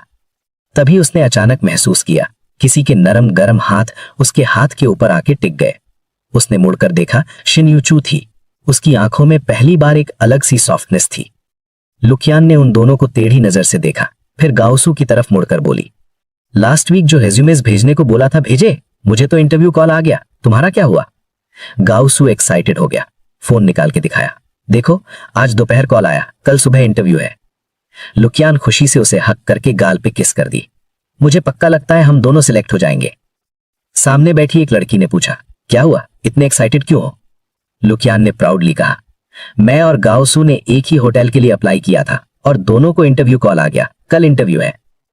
सबने कॉन्ग्रेचुलेट किया, ग्लास उठा के सेलिब्रेट किया। फिर लुकियान बोली, इसीलिए कहते हैं एजुकेशन इंपॉर्टेंट होती है, तभी तुम अपनी पसंद की इंडस्ट्री चूज कर सकते हो। गाओसू ने मेरे लिए कितनी कंपनीज रिजेक्ट की हैं, अब तुम्हें भी बेस्ट देना होगा। डिनर के बाद प्लान था कैरियोके का। केटीवी रेस्टोरेंट से लगभग 2 किलोमीटर दूर था। सब लोग बाहर निकले। गाओसू के कॉलेज फ्रेंड्स आगे चल रहे थे और चिन्मो और शिन्यू चू पीछे। चिन्मो ने धीरे से कहा, डिनर हो गया, तुमने अपना प्रॉमिस फुलफिल कर दिया, अब तुम जा सकती हो। थैंक्स अपनी बात रखने के लिए। शिनयूचू ने सॉफ्टली पूछा। सेकेंड राउंड में जा रहे हो? चिन्मो ने सिर हिला दिया। नहीं, मैं कोई बहाना बना के निकल जाऊंगा, वैसे भी ज्यादा बात नहीं है मेरी किसी से। शिनयूचू ने हल्का सा लिप्स प्रेस किया, फिर बोली, कहाँ जाओगे? मैं ड्रॉप कर देती हूं। रेस्टोरेंट के बाहर तक आते आते गाओसू ने ऑलरेडी 3 टैक्सीज रोक ली थी। एक में 4 लोग बैठ गए, दूसरी में 2 लोग। अब 5 लोग बच गए। चिन्मो, शिनयूचू, गाओसू, लुकियान और एक और लड़का। लुकियान ने शिनयूचू से कहा, चलो ना, 5 लोग एडजस्ट हो जाएंगे, ड्राइवर से बात कर लेंगे, दूर भी नहीं है। शिनयूचू मुस्कुराकर बोली, मैं और चिन्मो को थोड़ा काम है, अगली बार मिलते हैं। गाओसू थोड़ा डिसअपॉइंटेड लग रहा था। अभी जा रहे हो? थोड़ी देर और रुक जाओ ना, इतनी मुश्किल से तो मिलना होता है। लुकियान ने चुपके से गाओसू को पिंच किया और बोला, फोर्स मत करो, ये टाइम होता है लेट नाइट ऑर्डर्स का, शायद ये और डिलीवरीज करेगा, उसे रोको मत। चिन्मो ने गाओसू से कहा, नेक्स्ट टाइम मिलते हैं, हम दोनों यहीं हैं, टच में रहेंगे। गाओसू ने हल्का सा सिर हिलाया। ठीक है, मैं तुम्हारे लिए टैक्सी रोक देता हूं। चिन्मो ने हल्का सा मुस्कुराने की कोशिश की, लेकिन अंदर से वो ऑलरेडी थोड़ा टूट चुका था। अरे इट्स फाइन, कैब की जरूरत नहीं, मैंने ड्रिंक नहीं किया, शिनयूचू ने कैजुअली कहा। उसने रिमोट दबाया और पास खड़ी व्हाइट रेंज रोवर की लाइट्स ब्लिंक करने लगी। फिर उसने गाओसू को हाथ हिला के बोला, बाय। गाओसू और लुकियान दोनों थोड़े ऑकवर्ड लग रहे थे। चिन्मो और शिनयूचू साथ साथ गाड़ी की तरफ चले। डोर खोलते वक्त चिन्मो ने पीछे से लुकियान की आवाज सुनी, थोड़ी जलन और तंज भरी। तुम्हारा दोस्त बड़ा इंटरेस्टिंग है, पक्का गाड़ी उधार लेके आया है स्टाइल मारने के लिए। आगे क्या बोला चिन्मो ने नहीं सुना, वो ऑलरेडी कार के अंदर बैठ चुका था। गाड़ी चलने लगी। सीट पर पीछे टिक कर आंखें बंद करके चिन्मो बस चुप बैठा रहा। उसे अपना फ्यूचर तो नहीं दिख रहा था, लेकिन आंखों से गिरते आंसू क्लियरली महसूस हो रहे थे। जिंदगी का प्रेशर इतना बढ़ गया था कि सांस लेना मुश्किल लग रहा था, और उस वक्त उसके पास सिर्फ एक ही तरीका था, चुपचाप अंधेरे में अपने दर्द को सहना। वो नहीं चाहता था कि शिनयूचू उसे रोते हुए देखे, इसलिए उसने विंडो नीचे कर दी। रात की हवा ने उसके आंसुओं को सुखा दिया, जैसे उन्हें हवा के साथ उड़ा दिया हो। थोड़ी देर बाद गाड़ी पेरिस स्प्रिंग कॉम्प्लेक्स के बाहर रुकी। चिन्मो उतर गया और बाय बोलने लगा। तभी शिनयूचू ने उससे आवाज दी, चिन्मो, क्या मैं अब भी तुम्हारी कोई चीज देने की बाकी हूं? चिन्मो रुक गया, मुड़कर देखा, फिर सिर हिला दिया। नहीं, कुछ नहीं। शिनयूचू के होठों पर हल्की सी रिलीफ वाली स्माइल आई। धीरे से बोली, गुड बाय। घर पहुंचने पर चिन्मो ने देखा लीनी फे लिविंग रूम में फोन पर थी, बार बार सॉरी बोल रही थी, किसी से माफी मांग रही थी। उसने चिन्मो को देखा और हल्की सी नजर मिलाई। चिन्मो ने बस एक्नॉलेज किया और सीधा बाथरूम चला गया। नहा के बाहर आया तो लीनी फे सोफा पर बैठी है, आंखें लाल। चिन्मो ने टेबल से 2 टिश्यूज उठाए और उसे दे दिए। उसे पता ही नहीं था कैसे कंफर्ट करे। सच तो ये था कि उसे खुद किसी की जरूरत थी। लीनी फे ने टिश्यूज लिए और हल्की सी नॉड करके थैंक्स बोला। कितनी अजीब सिटी है, कितनी अजीब जिंदगी। आखिर में चिन्मो ने कुछ बियर्स पी ली और सो गया। अगली सुबह काफी देर तक सोता रहा, जब तक एक फोन कॉल ने उसे नहीं जगाया। उसने बिना देखे फोन उठाया और आदत से बोला, हेलो। दूसरी तरफ से शिनयूचू की आवाज आई, अभी तक सो रहे हो? इतने लेजी हो तुम? आधी नींद में चिन्मो बोला, मेरे लेजी होने से तुम्हें क्या प्रॉब्लम? शिनयूचू ने सीधा बोला, एक फेवर करोगे? चिन्मो ने पूछा, क्या? कंपनी आओ, यहां मिलो, मैं समझाऊंगी। मना करना है तो कर देना, मैं फोर्स नहीं करूंगी। चिन्मो कुछ सेकंड सोचा, फिर बोला, ठीक है, आधे घंटे में आता हूं, बस अपने गार्ड डॉग्स को कंट्रोल में रखना, स्पेशली उस मोटे को। शिनयूचू हंसी, ऐसे बोल रहे हो जैसे तुम्हें सच में काटा हो कभी। 10:30 बजे शिनयूचू के ऑफिस में वो डेस्क के पीछे बैठी थी, कंप्यूटर पर काम कर रही थी। चिन्मो सीधा उसके डेस्क के पास गया, दोनों हाथ रखकर उसकी तरफ झुककर बोला, क्या इमरजेंसी है? मुझे ही हीरो बना के बुलाया है? शिनयूचू ने माउस साइड रखा, चेयर पर पीछे झुककर बैठी और हाथ फोल्ड करके बोली, आज एचआर कुछ कैंडिडेट्स का इंटरव्यू ले रहा है, मुझे तुम्हारी हेल्प चाहिए। चिन्मो हैरान, क्या? शिनयूचू बिल्कुल काम, आज तुम एचआर डायरेक्टर बनोगे, तुम डिसाइड करोगे कौन हायर होने लायक है। चिन्मो उसे घूर कर देखने लगा, तुम मजाक कर रही हो ना, मैं इंटरव्यू लूं? शिनयूचू ने सीधा जवाब दिया, मजाक नहीं कर रही, कैंडिडेट्स ऑलरेडी आ चुके हैं, अगर हेल्प करनी है तो अभी जाके इंटरव्यू लो, मेरी असिस्टेंट शाहू तुम्हें गाइड करेगी।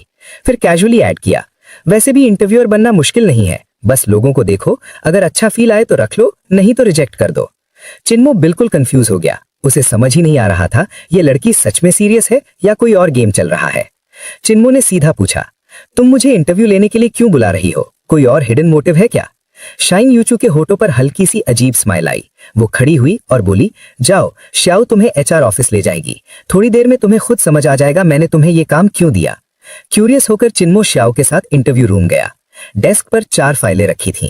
श्याओ ने समझाया, अभी सिर्फ ये 4 कैंडिडेट्स इनिशियल स्क्रीनिंग पास करके यहां तक आए हैं, लेकिन फाइनल में सिर्फ 2 को ही रख सकते हैं। आप पहले इनके रेज्यूमेस देख लीजिए, मैं बाहर अरेंजमेंट करती हूँ, फिर एक एक करके उन्हें अंदर भेजूंगी। फाइनल डिसीजन आपका होगा। ये प्रेसिडेंट शिन का ऑर्डर है। चिन्मो ने पहली फाइल खोली। 26 साल का लड़का, 2 साल का होटल मैनेजमेंट एक्सपीरियंस, अच्छी यूनिवर्सिटी से ग्रेजुएट। दूसरी फाइल, एक लड़की, business administration background, education average थी लेकिन इंट्रो सिंपल और ग्राउंडेड लग रहा था। जब उसने तीसरी फाइल खोली, वो वहीं जम गया, गाओ सू। उसका दिमाग तुरंत क्लिक हुआ। उसने जल्दी से चौथी फाइल खोली, लुकियान। कल रात जो लोग एक्साइटेड होकर होटल इंटरव्यू की बात कर रहे थे, वो होटल यही था, किटी इंटरनेशनल होटल। और अब शाइन यूचू ने उसे उनका इंटरव्यूअर बना दिया था। ये क्या चल रहा है? चिन्मो ने थोड़ा सोचा और धीरे धीरे उसे समझ आने लगा कि शाइन यूचू क्या करना चाहती है। कुछ देर बाद श्याओ वापस आई। सब रेडी है, क्या कैंडिडेट्स को अंदर बुलाऊं? चिन्मो ने सिर हिलाया, सबको एक साथ बुलाओ। एक साथ? श्याओ थोड़ी सरप्राइज्ड हो गई। उसकी आंखों में हल्का सा डाउट भी था, जैसे सोच रही हो इसको इंटरव्यू लेना आता भी है या नहीं। चिन्मो ने कामली रिपीट किया, हाँ, सबको एक साथ बुलाओ। श्याओ ने और कुछ नहीं पूछा। वो बाहर गई और थोड़ी देर बाद चारों कैंडिडेट्स को साथ ले आई। उनके सामने उसने इंट्रोड्यूस किया, ये है डायरेक्टर चुन, हमारे एचआर डिपार्टमेंट के। आज का फाइनल डिसीजन इनका होगा कि कौन 2 लोग सिलेक्ट होंगे। फिर वो चिन्मो के साइड बैठ गई और कंप्यूटर पर नोट्स लेने लगी। गाओसू शौक में बोल पड़ा, मोमो, ये सच है? मैं सपना तो नहीं देख रहा। चिन्मो ने हल्का सा स्माइल दिया और सिर हिला दिया। उसकी नजर सब पर घूमी। लुकियान के चेहरे पर ऑलरेडी कॉन्फिडेंस था, जैसे उसे पक्का लग रहा था कि वो सिलेक्ट हो जाएगी। चिन्मो ने प्रोफेशनल टोन में कहा, प्लीज सब लोग बैठ जाओ, मैंने आप सबके रेज्यूमेस देख लिए हैं। आप यहां तक आए हो, इसका मतलब आप ऑलरेडी इस बैच के बेस्ट लोगों में से हो। चाहे फाइनल सिलेक्शन हो या ना हो, आप ऑलरेडी काबिल हो। बस एक प्रॉब्लम है, कंपनी के पास सिर्फ 2 पोजीशंस हैं। लुकियान तुरंत कॉन्फिडेंट टोन में बोल पड़ी, तो ऑब्वियसली वो मैं और गाओसू ही होंगे। ये सुनते ही दूसरे लड़के के चेहरे पर नाराजगी आ गई। गाओसू ने तुरंत उसे धीरे से रोका, लुकियान, ऐसे मत बोलो। फिर उसने दूसरे लड़के से माफी भी मांगी। दूसरी लड़की चुपचाप बैठी रही, जैसे उसे फर्क ही नहीं पड़ता। चिन्मो ने पानी का ग्लास उठाया, एक सिप लिया और बोला, लास्ट क्वेश्चन सिंपल है। सपोज। चिन्मो ने अपना सवाल पूरा किया। तुम्हारी मंथली सैलरी 5000 है और तुम्हारे पास 3 हाउसिंग ऑप्शंस है। अर्बन विलेज में single room 500 per month, residential complex में shared apartment 1000 per month, same complex में पूरा अपार्टमेंट अकेला 2500 पर मंथ। तुम क्या चूज करोगे? सबसे पहले लुकेन ने जवाब दिया, मैं 2500 वाला ऑप्शन चूज करूंगी, पूरा अपार्टमेंट। मुझे अच्छा एनवायरनमेंट चाहिए और अपनी प्राइवेट स्पेस भी। फिर उसने गाओसू की तरफ देखा। तुम? गाओसू ने थोड़ा सोचा और बोला, मैं शेयर्ड अपार्टमेंट चूज करूंगा। अब चिन्मो ने तीसरी लड़की की तरफ देखा, पे पे। उसकी आवाज पहली बार सुनाई दी, सॉफ्ट और जेंटल। मैं भी शेयर्ड अपार्टमेंट चूज करूंगी। एनवायरनमेंट इंपॉर्टेंट है और जिसके साथ रहूंगी उसका बैकग्राउंड भी सिमिलर होगा। शायद वैल्यूज भी मिलती होंगी तो एडजस्ट करना इजी होगा और सोशल सर्कल भी बढ़ेगा। आखिरी लड़के ने कॉन्फिडेंटली बोला, मैं अर्बन विलेज वाला ऑप्शन चूज करूंगा। 5000 सैलरी ज्यादा नहीं होती, रेंट कम रखूंगा और बाकी पैसे सोशल कनेक्शंस बनाने में लगाऊंगा। सबके आंसर सुनने के बाद चिन्मो ने सीधा बोला, आज का इंटरव्यू यहीं खत्म होता है। श्याओ ने पूछा, तो कौन सिलेक्ट होगा? चिन्मो ने कामली जवाब दिया, रिजल्ट कल अनाउंस होगा, आप सब कॉल का वेट करें। श्याओ ने फॉर्मली अनाउंस किया और सबको बाहर ले गई। जैसे ही बाकी लोग बाहर निकले, लुकेन सीधा चिन्मो के पास आ गई, एक्साइटेड टोन में, मोमो, तुम तो डिलीवरी करते थे ना, यहाँ एचआर डायरेक्टर कैसे बन गए? मतलब अब तो मैं और गाओसू पक्का सिलेक्ट हो जाएंगे, राइट? चिन्मो बस हल्का सा स्माइल कर पाया, क्या बोले समझ नहीं आया। गाओसू ने उसे खींचते हुए कहा, चलो चलते हैं। फिर चिन्मो से बोला, आज फ्री हो? कल प्रॉपरली बात नहीं हुई, आज मिलते हैं, थोड़ा और टाइम स्पेंड करते हैं। चिन्मो ने हाँ में सर हिला दिया, ठीक है, बाद में कांटेक्ट करता हूँ। जाते वक्त लुकेन फुल कॉन्फिडेंस में गाओसू का हाथ पकड़ के बोल रही थी, तुम्हारा दोस्त इतनी बड़ी पोजीशन पर है और तुमने बताया भी नहीं, अब तो उससे कांटेक्ट में रहना ही पड़ेगा। सबके जाने के बाद चिन्मो कुछ देर चुप बैठा रहा, फिर उठकर सीधा शिन्यूचू के ऑफिस गया। डोर खोलते ही उसने देखा शिन्यूचू स्क्रीन पर कुछ देख रही थी और उसमें उसी की आवाज आ रही थी। जैसे ही उसने चिन्मो को देखा, वो मुस्कुराई, मोमो, नॉट बैड, काफी इंप्रेसिव था। लास्ट क्वेश्चन तो स्पेशली इंटरेस्टिंग था, सिंपल चॉइस से तुमने काफी कुछ जज कर लिया। चिन्मो ने थोड़ा सीरियस होकर पूछा, तुमने सब देखा? शिन्योचू ने स्क्रीन उसकी तरफ घुमाई। लाइव फीड देख रही थी, अब रिप्ले देख रही हूं। तब चिन्मो को समझ आया इंटरव्यू रूम में कैमरा था। एक पल के लिए उसे अजीब लगा, जैसे उस पर ट्रस्ट नहीं किया गया। वो कुछ बोलता उससे पहले शिन्योचू ने समझाया, गलत मत समझना, इंटरव्यू रूम्स में हमेशा कैमरास होते हैं। कभी कभी कैंडिडेट ज्यादा होते हैं तो मैं सब पर्सनली अटेंड नहीं कर पाती।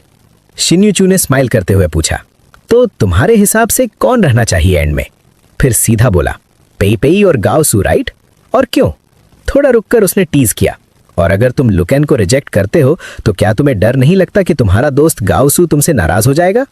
चिन्मो ने आदत से सिगरेट निकाली, लिप्स पर रखी, फिर रुक गया। ऑफिस है, सोच के लाइटर वापस रखने लगा। शिन्योचू ने कैजुअली कहा, इट्स फाइन, मुझे प्रॉब्लम नहीं है, थैंक्स। उसने सिगरेट जलाई, एक लंबा ड्रैग लिया और धीरे से बोला, अब समझ आ गया तुमने मुझे यहाँ क्यों बुलाया। जो तुमने मेरे लिए किया मैं अप्रिशिएट करता हूँ। तुमने मेरी हेल्प की और मैं उसका गलत फायदा उठा के तुम्हारी कंपनी को नुकसान नहीं पहुंचा सकता। लुकेन अपने आप को बहुत ज्यादा समझती है, उसमें बेसिक मैनर्स भी नहीं है। ऐसे लोगों पर इन्वेस्ट करना वर्थ नहीं होता। पेई अलग है, रेज्यूमे से भी और उसकी बातचीत से भी। सिंपल है, ग्राउंडेड है, अप्रोच करना इजी है, उसका इमेज भी अच्छा है। गाओसू के पास एक्सपीरियंस कम है, लेकिन उसका माइंडसेट और वैल्यू स्ट्रांग है।